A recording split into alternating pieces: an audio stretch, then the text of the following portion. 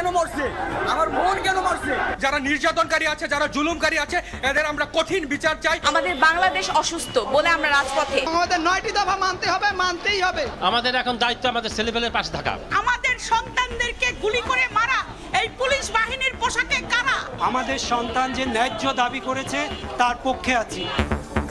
আন্দোলনকারীদের জন্য গণভবনের দরজা খুললেন প্রধানমন্ত্রী। বললেন, সংঘাত বন্ধে বসতে চান আলোচনায়। আটক সাধারণ শিক্ষার্থীদের মুক্তি দেওয়ার নির্দেশ। দেখছিলেন প্রধান শিরোনাম। দুপুরের সময় সঙ্গে আছি আমি শায়লা রহমান ইমা। এবার অন্যান্য শীর্ষ সংবাদ। চলমান আন্দোলনে সর্বাত্মক সহযোগিতার ঘোষণা বিএনপির। নেতাকর্মীদের সামিল হওয়ার আহ্বান। মির্জা ফখরুল বললেন, সহিংসতায় পাকিস্তানি হানাদার বাহিনীকেও হার মানিয়েছে সরকার। গুজবে সয়লাব সামাজিক যোগাযোগ মাধ্যম। স্বার্থান্বেষী মহলের ভুয়া তথ্যে বিভ্রান্ত হচ্ছেন অনেকে। যাচাই বাছাই ছাড়া বিশ্বাস ও শেয়ার না করার পরামর্শ।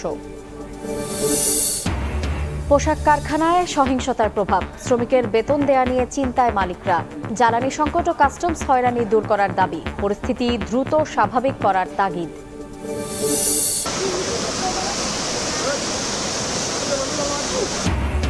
নদীর বাঁধ ভেঙে তলিয়ে ফেনীর ৩ উপজেলা।